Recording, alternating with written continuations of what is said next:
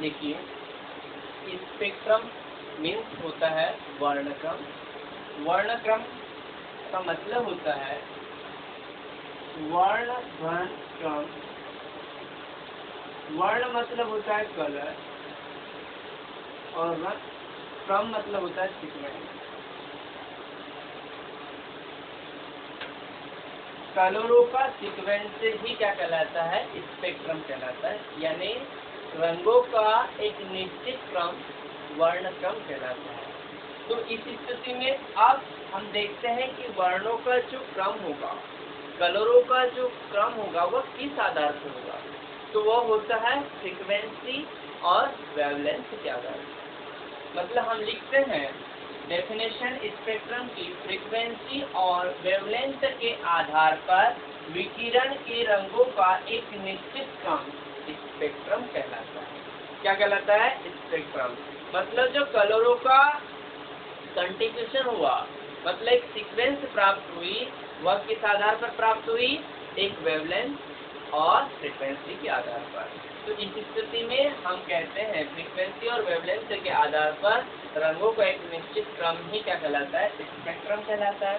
Spectrum की types की बात करते हैं तो स्पेक्ट्रम 2 टाइप्स के होते हैं, एक उत्सर्जन स्पेक्ट्रम और दूसरा होता है अवशोषण स्पेक्ट्रम। इमिशन स्पेक्ट्रम और सेकेंड होगा एब्जॉर्प्शन स्पेक्ट्रम। इमिशन स्पेक्ट्रम क्या होता है? स्वप्रदीप्त वस्तुओं द्वारा उत्सर्जित विकिरण को क्या कहते हैं हम लोग? एक इमिशन स्पेक्ट्रम कहते हैं। और अवशोषण स्पेक्ट्रम क्या होता है? जब प्रकाश किसी अर्ध पारदर्शी वस्तु जैसे सॉलिड हो या लिक्विड हो, गैस हो में प्रवेश करता है तो उसके द्वारा प्रकाश को क्या, कुछ प्रकाश के रंगों को, प्रकाश के कलरों को क्या कर लिया जाता है? अवशोषित कर लिया जाता है। तो उसे ही हम क्या कहते हैं? अवशोषण स्पेक्ट्रम या एब्जॉर्प्शन स्पेक्ट्रम। उत्सर्जन स्पेक्ट्रम की टाइप्स की बात करें तो ये 2 टाइप्स के होते हैं, कंटिन्यूअस स्पेक्ट्रम और discontinuous spectrum.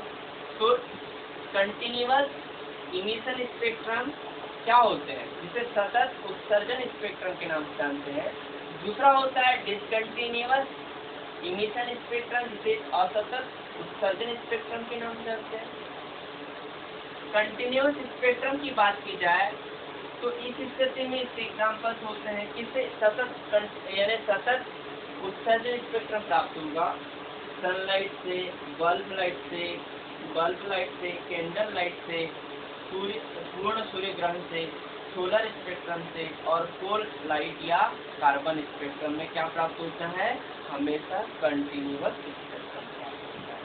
Discontinuous spectrum 2 types के होते हैं। इसमें पहला होता है लाइन इमिशन स्पेक्ट्रम, जिसे एटॉमिक इमिशन स्पेक्ट्रम कहते हैं, और दूसरा होता है बेंड इमिशन स्पेक्ट्रम, जिसे हम लोग मॉलिक्यूलर स्पेक्ट्रम कहते हैं। तो इस स्थिति में यदि हम चर्चा करें एटॉमिक स्पेक्ट्रम के एग्जाम्पल्स की, तो इसके एग्जाम्पल होते हैं hydrogen spectrum, helium spectrum, lithium spectrum, sodium vapour spectrum, excited helium spectrum. इसके एग्जाम्पल्स है बेटा लाइट स्पेक्ट्रम। सेकेंड होता है बैंड इमिशन स्पेक्ट्रम, जिसे मॉलिक्यूलर इमिशन स्पेक्ट्रम भी कहते हैं। इसके एग्जांपल होते हैं H2, CO, carbon monoxide, NH3। हम अवशोषण स्पेक्ट्रम में देखते हैं 2 प्रकार के होते हैं, एक कंटिन्यूअस और एक होता है डिसकंटिन्यूअस। डिसकंटिन्यूअस 2 टाइप्स के होते हैं, लाइन एब्जॉर्प्शन स्पेक्ट्रम, इसे एटॉमिक एब्जॉर्प्शन स्पेक्ट्रम कहते हैं। दूसरा होता है बैंड एब्जॉर्प्शन स्पेक्ट्रम, जिसे हम लोग मॉलिक्यूलर एब्जॉर्प्शन स्पेक्ट्रम कहते हैं। इसका एटॉमिक एब्जॉर्प्शन स्पेक्ट्रम का एग्जांपल होता है sodium vapour, hydrogen spectrum, helium spectrum, और इसके एग्जांपल होता है H2, CO2, कार्बन डाइऑक्साइड और KMnO4, मतलब पोटेशियम परमैंगनेट। तो अब हम देखते हैं इनका और डिस्क्रिप्शन।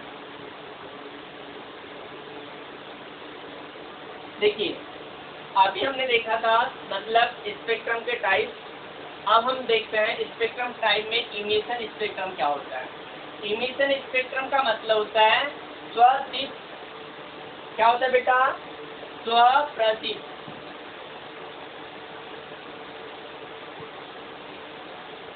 ठोसो,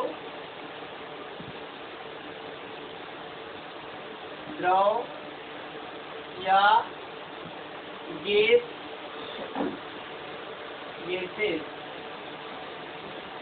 वस्तुओं से उत्सर्जित होने वाला वर्ण विक्षेपण क्या कहलाता है? इमिशन स्पेक्ट्रम कहलाता है। तो इमिशन स्पेक्ट्रम टू टाइप्स के, कंटिन्यूस स्पेक्ट्रम और एक डिसकंटिन्यूस स्पेक्ट्रम होता है।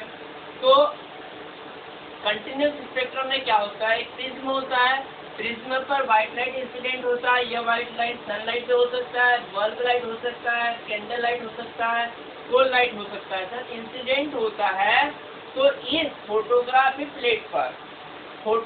प्लेट पर कंटिन्यूअस रेड टू वायलेट तक क्या प्राप्त होती है? हमें वर्णक्रम प्राप्त होता है। वर्णक्रम मतलब डिस्पर्शन प्राप्त होता है। तो इस स्थिति में हम लोग ये कंटिन्यूअस प्राप्त होती है प्रकाश लाइनें या कलर, प्रकाश की कलर लाइनें, इसलिए हम इसे कहते हैं कंटिन्यूअस इमिशन स्पेक्ट्रम।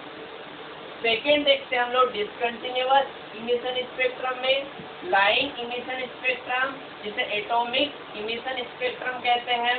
तो ये क्या होता है? एक NaCl को प्लेटिनम वायर से अटैच कर लिया जाता है मोमबत्ती की सहायता से, यानी कैंडल, इसे गर्म किया जाता है तो इससे सोडियम वेपर प्राप्त होती है। और एक सोडियम वेपर कहाँ इंसिडेंट होती है? प्रिज्म पर इंसिडेंट होती है। तो प्रिज्म पर क्या प्राप्त होता है? तो प्रिज्म पर इस प्रकार की क्या होती है? डिस्पर्सन प्राप्त होता है। जब इस डिस्पर्सन प्राप्त होता है तो रेड टू वायलेट, तो यहाँ पर दो पीली कलर की क्या होती है? पट्टियाँ प्राप्त होती है। जब ये दोनों पीली कलर की पट्टियाँ प्राप्त होती है तो सोडियम जो वेपर होता है दो पीली रेखाओं को क्या कर सकता है? उत्सर्जित करता है। ये दो पीली रेखाएं, इस प्रकार हमने फोटोग्राफी प्लेट बनाया। यहाँ पर ये होता है फोटोग्राफिक प्लेट। यहाँ पर D1 और D2 आपको दिखाई दे रहा होगा, दो पीली रेखाएं हैं। D1 की वेवलेंथ से क्या होती है? 5896 एंगस्ट्रॉन, जिसे हम लोग नैनोमीटर में लिख सकते हैं 589.6 नैनोमीटर। और सेकेंड जो D2 होती है, देखिए बेटा फोटोग्राफी प्लेट में हम देखते हैं रेड टू वायलेट, तो रेड की वेवलेंथ क्या होती है? सबसे ज़्यादा होती है, वायलेट की सबसे कम होती है। इसलिए हम लोगों ने यहाँ पर D2 की वेवलेंथ को कम लिखा है, D1 की वेवलेंथ को अधिक लिखा है। तो आपको याद रखना है। हाँ, यदि साइन या D1 है और या D2 है तो D1 और D2 की वैल्यू चेंज हो सकती है, लेकिन हम ये कह रहे हैं कि जो ऊपर होगा वह ज़्यादा होगा और जो नीचे वाला प्रकाश की जो येलो लाइन होगी वह क्या होगी? कम होगी। इस प्रकार हमें सोडियम वेपर से क्या प्राप्त होगी? फोटोग्राफी प्लेट होगी, जो दो पीली लाइनें प्राप्त होती है जिनकी वेवलेंथ इस प्रकार है। नेक्स्ट देखते हैं बैंड इमिशन स्पेक्ट्रम, जिसे मॉलिक्यूलर इमिशन स्पेक्ट्रम कहते हैं। और यहाँ पर क्या होता है? एक ट्यूब होती है जिसमें मतलब वेपर ऑक्सीजन की हो सकती है, कार्बन मोनोऑक्साइड की हो सकती है, नाइट्रोजन की हो सकती है, किसी एक की भी हो सकती है। जब प्रिज्म पर इंसिडेंट होता है वेपर तो ये फोटोग्राफी प्लेट है। ये फोटोग्राफी प्लेट में क्या प्राप्त होगा? बैंड स्पेक्ट्रम होगा। और ये बैंड फोटोग्राफी प्लेट को हमने नीचे बनाया, इसकी फोटोग्राफ प्लेट को नीचे बनाया तो चौड़ी पट्टियां प्राप्त होती है। ये बैंड दिख रहा होगा आपको, यहाँ बहुत सारी पट्टियां प्राप्त होती है जिसे हम क्या कहते हैं? बैंड स्पेक्ट्रम कहते हैं। तो उम्मीद है आपको स्पेक्ट्रम समझ में आ गया होगा।